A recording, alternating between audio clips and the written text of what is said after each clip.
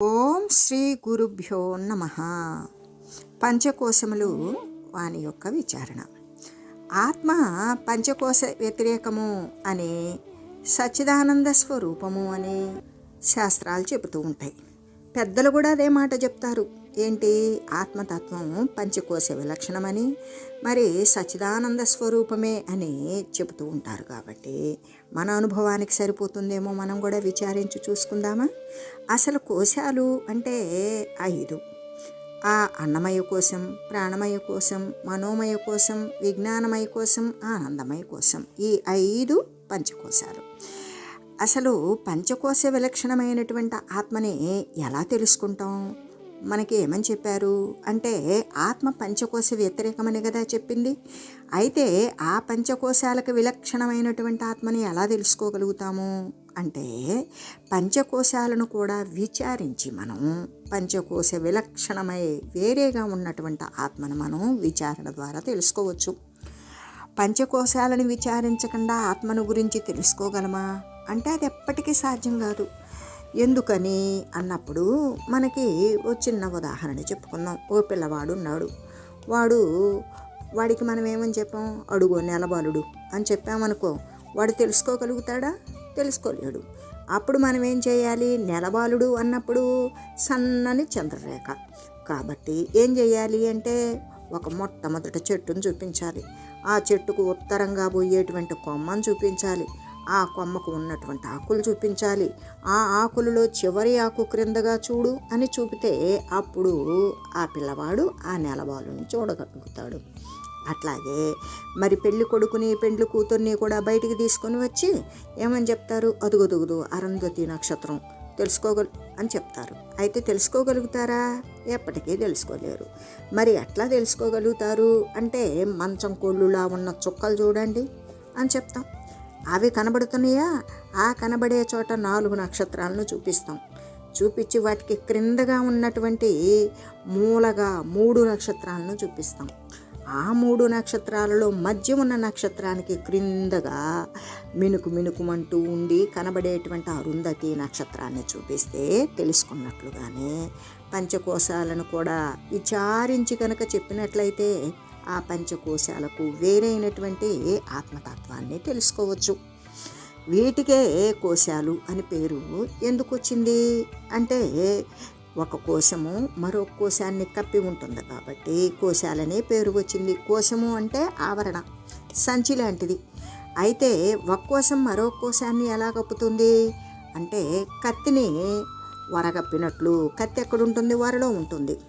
వీణను గవిసె కప్పినట్లుగానే, చింతపండును చింతకుళ్ళ కప్పినట్లుగానే, అరటి పూచను అరటి పొత్తు కప్పినట్లుగానే, మరి మనకి పసిరిక పురుగు ఉంటుంది కదా, దానిని పసిరిక తిత్తి కప్పినట్లుగానే ఆత్మను కోశాలు కప్పివేశాయి. అన్నమయ కోశం అనే పేరు ఎందుకు వచ్చింది అంటే, అన్నమయ కోశము ప్రాణమయ కోశాన్ని కప్పి ఉన్నది కాబట్టి దానికి అన్నమయ కోశము అనే పేరు వచ్చింది. అన్నమయ కోశము ప్రాణమయ కోశాన్ని ఎందుకు కప్పింది అంటే, దానికి ఒక దృష్టాంతం చెప్పుకుందాం. ఓ పిల్లవాడు ఉన్నాడు. వాడు పుట్టగానే వాడికి ప్రాణం ఉన్నదనుకో, వానికి సర్వ ఉపచారాలు కూడా చేస్తూ ఉంటాం. అదే ప్రాణం లేకపోతే వాడు మొద్దుతో సమానమే కదా, దాన్ని పారవేస్తాం. అలాగే ఇప్పుడు ఏ విధంగా ఈ జీవి యొక్క వ్యాపారం, ఈ ప్రాణాలు 5 ఉండగా అన్నమయ కోశము వ్యాపారం నాది అనేటువంటి ప్రాణమయ కోశం కప్పివేసింది. ఆ ప్రాణమయ కోశం అనే పేరు ఎందుకు వచ్చింది అంటే, ప్రాణమయ కోశం మనోమయ కోశాన్ని కప్పింది కాబట్టి ప్రాణమయ కోశానికి ఆ పేరు వచ్చింది. ప్రాణమయ కోశం మనోమయ కోశాన్ని ఎందుకు కప్పింది అంటే, జాగ్రత్తలో ప్రాణం ఉన్నది కదా, ఆ ప్రాణానికి వ్యాపారము అంటే జీవన వ్యవహారం ఉన్నది కదా. అలాగే స్వప్నంలో కూడా ఏమున్నది? ప్రాణం ఉన్నది, దానికి వ్యవహారం ఉన్నది. సుషుప్తిలో ప్రాణం ఉంది, వ్యాపారం లేదు. ఎందుకు అంటే అక్కడ మనసు లేదు కాబట్టి. ఇప్పుడు వ్యవహారం మనసుదై ఉన్నది కదా. మరి ప్రాణమయ కోశము ఆ యొక్క వ్యవహారం నాది అని మనోమయ కోశాన్ని కప్పివేసింది. మనోమయ కోశం అనే పేరు ఎందుకు వచ్చింది అంటే, మనోమయ కోశం విజ్ఞానమయ కోశాన్ని కప్పివేసింది. అయితే మరి కాబట్టే దానికి మనోమయ కోశం అనే పేరు. ఆ మనోమయ కోశము విజ్ఞానమయ కోశాన్ని ఎలా కప్పింది అంటే, ఒక గుడ్డివాడు ఉన్నాడు, ఒక కుంటోడు ఉన్నాడు. అయితే వీరి యొక్క దేహయాత్ర ఎలా జరుగుతుంది అని అనుకోవచ్చు. ఎందుకు? గుడ్డివాడు చూడలేడు, కుంటివాడు నడవలేడు. వారిద్దరూ అనుకుని ఒక దారికి వచ్చారు. ఏమని అంటే, గుడ్డివాడి భుజాన కుంటివాడు కూర్చొని దేహయాత్ర అంటే జీవన వ్యవహారం జరపడానికి నిశ్చయించుకున్నారు అనుకోండి. అలాగా గుడ్డివాడు మనోమయ కోశం లాంటివాడైతే, కుంటివాడు విజ్ఞానమయ కోశం లాంటివాడు. ఎందుకంటే మనస్సు ఎప్పుడు విషయాలను ప్రోగు చేస్తూ ఉంటుంది.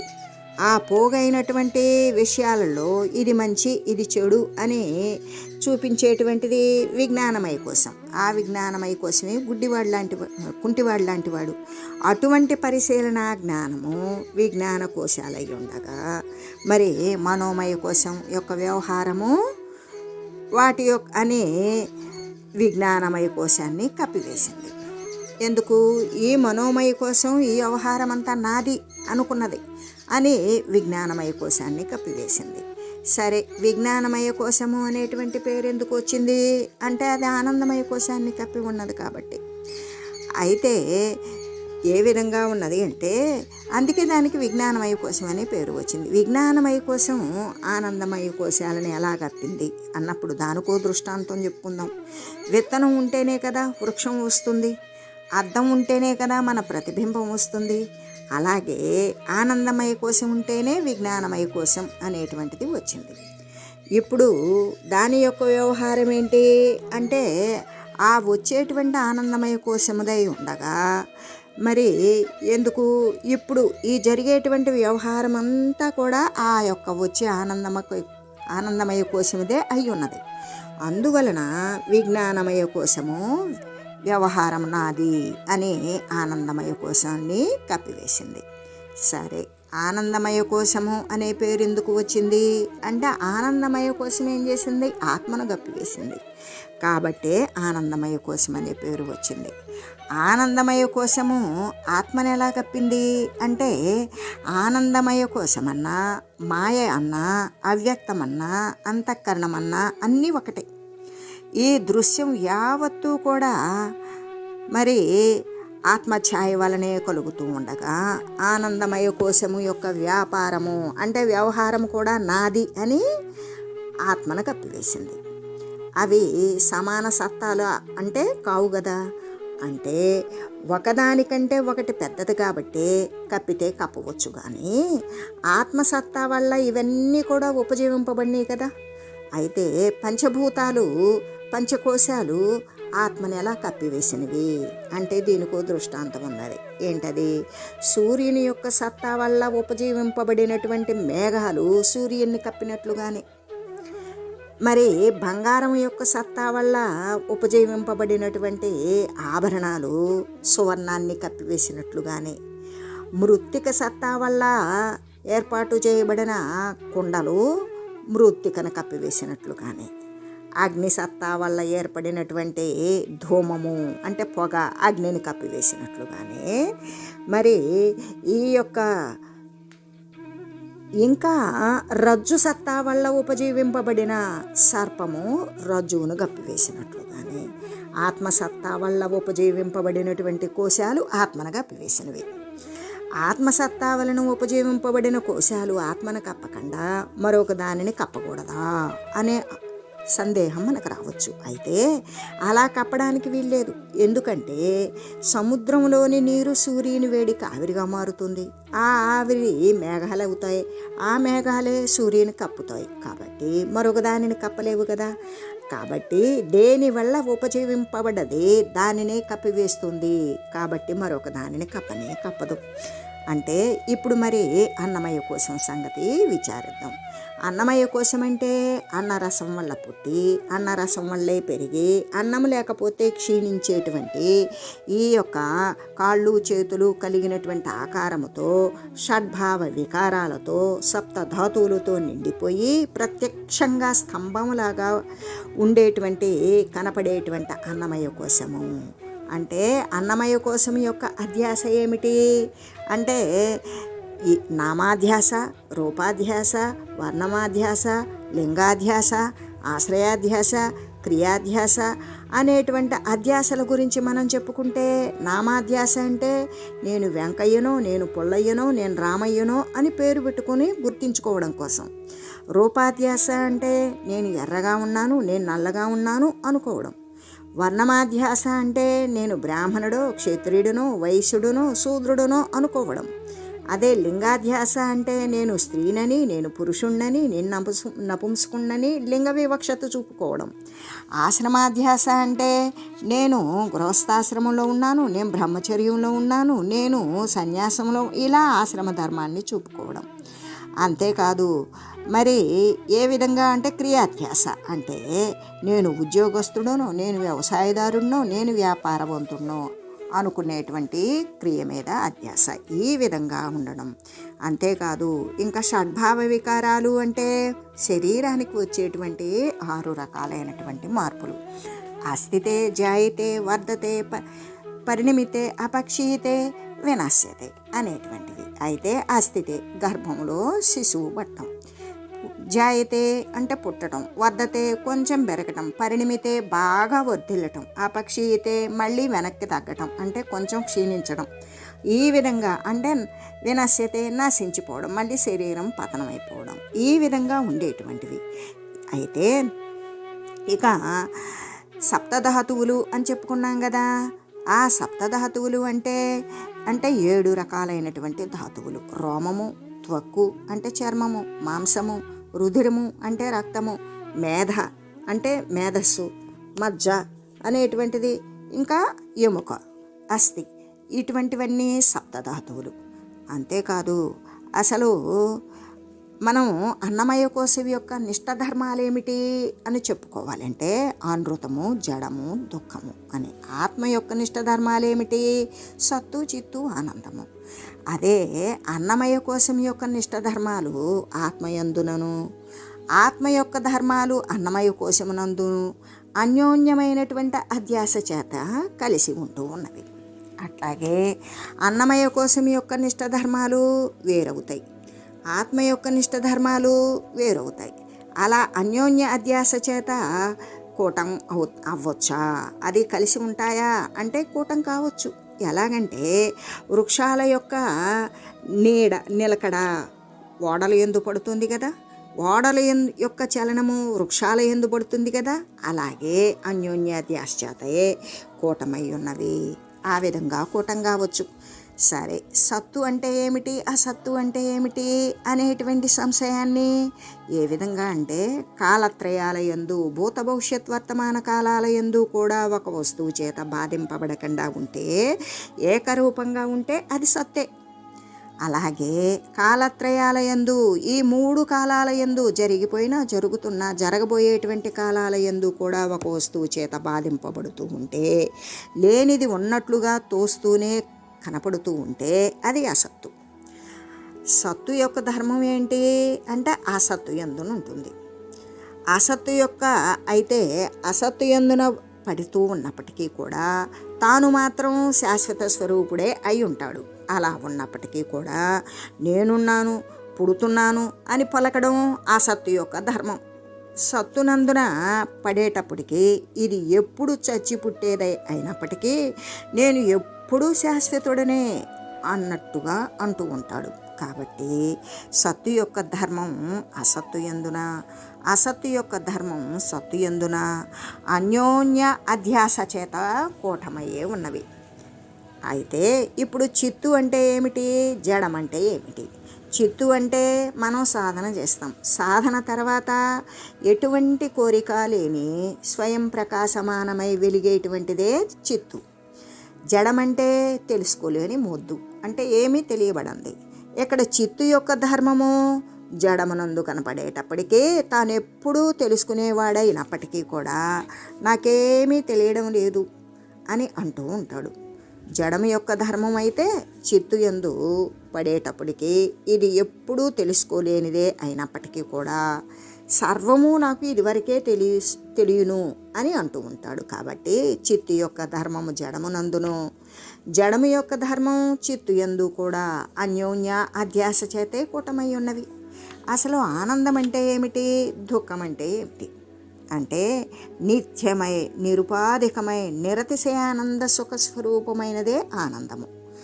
దుఃఖము సుఖము కానిది, క్లేశము కలిగించేదే దుఃఖము.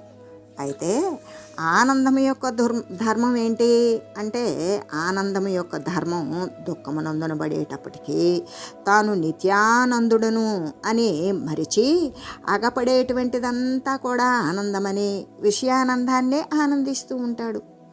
దుఃఖం యొక్క ధర్మం ఆనందమందునబడేటప్పటికీ ఇది ఎప్పుడూ దుఃఖస్వరూపమై ఉండి నేను ఎప్పుడూ శాశ్వత సుఖానందాన్ని అనుభవిస్తున్నాను అని అంటాడు. కాబట్టి ఆనందం యొక్క ధర్మము దుఃఖము యందున, దుఃఖం యొక్క ధర్మం ఆనందమునందున కూడా అన్యోన్యాధ్యాసము చేత ఆ రెండు కూడా కూటమై ఉన్నవి.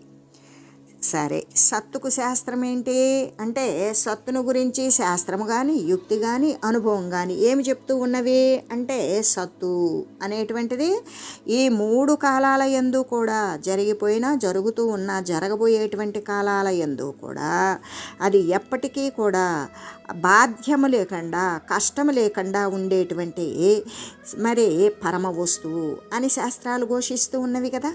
అయితే దానికి యుక్తి ఏంటి అంటే సత్తు గురించి చెప్పేటప్పుడు భౌతికమైనది, దరిద్రుడు ధనాఢ్యుడు, కర్మిష్టి ముముక్షువు ఇలాంటి భేదాలతో ఉంటుంది. అనుభవం చూద్దామా, జాగ్రత్తనందు, స్వప్నమునందు, సుషుప్తనందు కూడా. అదే చిత్తుకేమని చెప్తుంది, శాస్త్రము యుక్తి అనుభవము ఏం చెప్తున్నాయంటే మరి సాధనం తర్వాత వాడు దాని గురించి విచారణ చేసిన తర్వాత ఏమవుతుంది అంటే నిరాపేక్ష స్వయం ప్రకాశమానమై ఉన్నదే చిత్తు అని శాస్త్రాలు చెప్తూ ఉన్నాయి. దానికి యుక్తి ఏంటి, ప్రకాశ స్వరూపమైన సూర్యుడే. అనుభవం ఏంటి అంటే మనం చీకటి ఇంట్లో పడుకొని ఉన్నామనుకో, చీకటి ఇంట్లో ఏమీ కనబడదు, ఏమీ తోచదు. దాంట్లో మళ్ళీ 10 దుప్పట్లు పైన కప్పుకొని పడుకున్నా కూడా ఏ తెలివి చేత అయితే వస్తువుని తెలుసుకుంటూ ఉన్నామో అదే అనుభవం. ఆనందానికి శాస్త్రం ఏంటి అంటే ఆనందాన్ని గురించి శాస్త్రం కానీ యుక్తి కానీ అనుభవం కానీ ఈ విధంగా చెప్తూ ఉన్నాయి.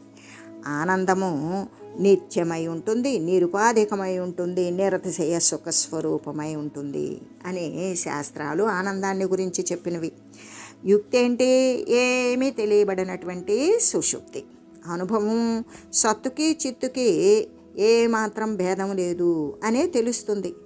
అయితే సత్తు దేని యందు ఒప్పింది, ఇప్పుడు పృథ్వీ యందు ఒప్పింది. చిత్తు దేని యందు ఒప్పినది, సూర్యుని యందు ఒప్పింది. ఆనందము కొత్త కొండల్లో నీళ్ళ యందు ఒప్పినది. అయితే అనృతము అబద్ధమనేది దేని యందు ఒప్పింది, ఎండమాముల యందు ఒప్పింది. జడము దేని యందు ఒప్పినది అంటే ఘటాలు అంటే కుండల యందు ఒప్పినది. ఏది అక్కడ జడమే మృతికా రూపమే కదా. అలాగే దుఃఖం దేని యందు సరి అయినది అంటే కంచు భాండాల యందు అంటే మారుమ్రోగి మరీ దుఃఖాన్నే కలిగిస్తూ ఉంటుంది. ఇక్కడ ఇది అన్నమయ కోశం గురించి విచారించుకుంటే ఇప్పుడు మనం ప్రాణమయ కోశం గురించి విచారించుకుందాం. ప్రాణమయ కోశం అంటే ప్రాణవాయువు, అపానవాయువు, వ్యానవాయువు, ఉదానవాయువు, సమాన వాయువులచే ఉన్నటువంటి ప్రాణాలు 5 కలిపి మరి అంతేకాదు కర్మేంద్రియాలు కూడా వాక్కు పాణి పాద గుహ్య పాయువులు ఈ 5 కూడా కలిసి ఇక ఇవన్నీ కూడా 10తో కూడుకున్నటువంటిదే ప్రాణవాయువు, ప్రాణమయ కోశం. అయితే ఈ ప్రాణాలు 5 జ్ఞానేంద్రియాలు 5 కలిసి ప్రాణమయ కోశం కాకూడదా? ప్రాణాలు 5 కర్మేంద్రియాలు 5 కలిపి ప్రాణవాయువు ప్రాణమయ కోశం అన్నారు కదా. జ్ఞానేంద్రియాలు కలిసి కాకూడదా అంటే కాకూడదు. ఎలాగా వీలు పడదు అంటే ప్రాణం యొక్క అంటే ప్రాణమయ కోశం యొక్క ధర్మాలు ఏమిటంటే ఆకలి దప్పికలు కదా. ప్రాణానికి ప్రాణధర్మం ఆకలి దప్పికలు. ఈ ఆకలి దప్పికలు తీరాలి అంటే కర్మేంద్రియాల చేతనే తీరుతాయి, కానీ జ్ఞానేంద్రియాల చేత తీరవు కదా. అదీగాక ప్రాణాలు అంటే కర్మేంద్రియాలు రజోగుణంలోనివి కాబట్టి ప్రాణాలు అంటే సమాన వ్యాన ఉదాన ప్రాణ అపాన వాయువులు, వాక్కు పాణి పాద గుహ్య పాయువులు ఇవన్నీ కూడా రజోగుణం లేనివి. ఈ ప్రాణాలు 5, కర్మేంద్రియాలు 5 కలిసి ప్రాణమయ కోశమే అంటాం. అయితే ప్రాణమయ కోశం యొక్క నిష్టధర్మాలు ఏమీ లేవా అంటే ఉన్నవి. లేకపోవడమేమి? నేను క్షుత్పిపాసలు ఆకలి దప్పకులు కలిగిన వాడను, నాకు శక్తి ఉంది, వీరత్వం ఉంది, బలం కలిగిన వాడను, నేను మోగవాణ్ణి, నేను పొంగును, నేను వక్తను, నేను వాతను అనేటువంటివి ప్రాణమయ కోశం యొక్క నిష్టధర్మాలు. ఆత్మయందున ఆత్మ యొక్క సచిదానందాలు ప్రాణమయ కోశమునందున అన్యోన్య అధ్యాస చేత ఇవి కూటమై ఉన్నవి. అయితే ఇక మనోమయ కోశము, దానిని గురించి విచారించుదాం. ఇక్కడ మనోమయ కోశము అంటే శ్రోత్రము, త్వక్కు, చక్షు, జిహ్వ, ఘ్రాణము అనేటువంటి జ్ఞానేంద్రియాలు. శ్రోత్రము చెవి, త్వక్కు చర్మము, చక్షువు కన్ను, జిహ్వ నాలుక, ఘ్రాణము ముక్కు అనేటువంటి జ్ఞానేంద్రియాలు 5. మనస్సు కలిపి ఈ 6తో కూడుకున్నదే మనోమయ కోశం. అయితే కర్మేంద్రియాలు మనసు కలిసి మనోమయ కోశం కాకూడదా అంటే కాకూడదు. ఎందుకంటే కర్మేంద్రియాలు 5, మనస్సు కలిసి మనోమయ కోశం కానే కాదు. అలా అవడానికి వీలు పడదు. ఎందువల్లనంటే మనసు యొక్క ధర్మాలు ఏమిటంటే శోకమోహాలు కదా. ఆ విధంగా శోకమోహాలు కావాలి అంటే మరి జ్ఞానేంద్రియాలతో మాత్రమే అవి వస్తాయి, కర్మేంద్రియాలతో రావు కదా. దానికి ఒక దృష్టాంతం, అది మనకు ఉత్తరాలు వస్తాయి. ఉత్తరంలో చెడు మంచి సంగతులు విని దాని ద్వారా శోకం కానీ మోహం కానీ వచ్చినట్లు. అలాగే మనకేదైనా అనుకోకుండా కొన్ని కబుర్లు తెలుస్తాయి. దాని ద్వారా వచ్చేటువంటి శుభ అశుభ కబుర్లు వినడంతో శోకమోహాలు కలుగుతాయి. ఆ విధంగానే ఈ మనోమయ కోశం యొక్క నిష్టధర్మాలు ఏమిటి అంటే వాడు ఆ మనోమయ కోశంతో ఉండేటువంటిది నేను సంకల్పవాసిని, నేను శోకిని, నేను మోహిని, నేను ద్రష్టను అనేటువంటివి కలుగుతాయి. మనోమయ కోశం యొక్క నిష్టధర్మాలు ఆత్మయందు ఆత్మ యొక్క సచిదానంద స్వరూపములు మనోమయ కోశమునందు కూడా అన్యోన్యాధ్యాస చేతే కూటమై ఉన్నాయి. ఇంకా విజ్ఞానమయ కోశం గురించి విచారించుకుందాం. అంటే జ్ఞానేంద్రియాలు 5, బుద్ధి కలిపితే ఈ 6తో కూడుకున్నదే విజ్ఞానమయ కోశం. మరి కర్మేంద్రియాలు 5, బుద్ధి కలిసి విజ్ఞానమయ కోశం కాకూడదా అంటే అలా అవడానికి వీల్లేదు. ఎందుకంటే విజ్ఞానమయ కోశం యొక్క ధర్మాలు ఏమిటంటే శ్రవణము, మననము, నిధిధ్యాసలు. ఇవి చేయాలంటే ఏం చేయాలి? దానికి కర్మేంద్రియాలు కాదుగా కావలసింది, జ్ఞానేంద్రియాలు కదా. ఆ జ్ఞానేంద్రియాల ద్వారానే శ్రవణము, మననము, నిధిధ్యాసనం అనేది చేస్తారు. అలా చేస్తేనే అవి దానికి కర్మేంద్రియాలు అయితే పనికిరావు కదా. ఎలాగంటే శ్రవణము అంటే వినడం, మననము అంటే విన్నదానిని గురించి స్ఫురణలోకి తెచ్చుకోవడం, నిధిధ్యాసనం అంటే అలా స్ఫురణలోకి తెచ్చుకున్నటువంటి ప్రకారంగా తాను నడుస్తూ ఉండడం. ఈ విధంగా నిధిధ్యాసనము అనేటువంటి జ్ఞానేంద్రియాల వల్ల వచ్చేటువంటిది మరి జరగాలి అంటే దానికి కర్మేంద్రియాల వలనైతే కాదు కదా. కాబట్టి ఇక్కడ విజ్ఞానమయ కోశం యొక్క నిష్టధర్మాలు ఏమిటి అన్నప్పుడు నేను చదువుకున్నవాడను, నేను పండితుడును, నేను శాస్త్రజ్ఞుడును, నేను అంటే నేను పామరుడును. ఇటువంటి విజ్ఞానమయ కోశం యొక్క నిష్టధర్మాలు ఆత్మయందున, ఆత్మ యొక్క సచ్చిదానందాలు విజ్ఞానమయ కోశమునందున అన్యోన్య అధ్యాసము చేత కూటమై ఉన్నవి. ఇక ఆనందమయ కోశం యొక్క విచారణ చేసుకుందాం. అంటే ప్రియము, మోదము, ప్రమోదము అనే 3తో కూడుకుని ఉండేటువంటి ఆ జ్ఞానమే ప్రధానంగా కలిగినటువంటి అంతఃకరణము ఆనందమయ కోశము. ప్రియము, మోదము, ప్రమోదము అంటే ఏమిటి అనుకుంటే తనకిష్టమైన పదార్థాలు ఎదుటికి వచ్చినప్పుడు కలిగేటువంటి సంతోషమే ప్రియం. ఆ వస్తువు తన సొంతమైనప్పుడు కలిగేటువంటి సంతోషం ఉంటుందే అది మోదము. ఆ వస్తువును తాను అనుభవించినప్పుడు కలిగేటువంటి సంతోషం ప్రమోదం. ఈ ఆనందమయ కోశాల యొక్క నిష్టధర్మాలు ఏంటి అంటే నేను అజ్ఞానిని, నేను అసంతృప్తిని, నేను అవివేకిని, నేను మూఢుడిని అనేటువంటివి.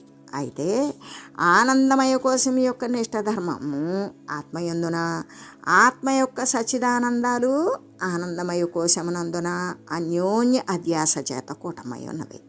ఇలా కూడా అంటే పంచకోశాలను అన్నమయ, ప్రాణమయ, మనోమయ, విజ్ఞానమయ, ఆనందమయ కోశాలు ఆత్మకి ఎల్లప్పుడూ కూడా విలక్షణమైనవే. ఏ విధంగా అంటే సూర్యుని చేత ఏర్పడినటువంటి మేఘాలు సూర్యున్నే కప్పివేసినట్లు ఆత్మ ద్వారా ఏర్పడినటువంటి పంచకోశాలు ఆత్మనే కప్పివేస్తాయి. ఈ విచారణ వలన పంచకోశాలు ఆత్మ కావు. పంచకోశాలను ఎప్పుడైతే వేరు చేస్తామో ఆ ఆత్మను దర్శించగలుగుతాము. మనం ఆత్మస్వరూపులమే కానీ పంచకోశ నిర్మితం కాదు అని తెలుసుకునేటువంటి ఈ విచారణ ఎప్పుడైతే ఇలా విచారణ చేశామో ఈ పంచకోశ విలక్షణమైనటువంటి ఆత్మతత్వాన్ని ప్రతి ఒక్కరం కూడా తెలుసుకోవచ్చు అని తెలియజేస్తూ ఓం మంగళం మహత్.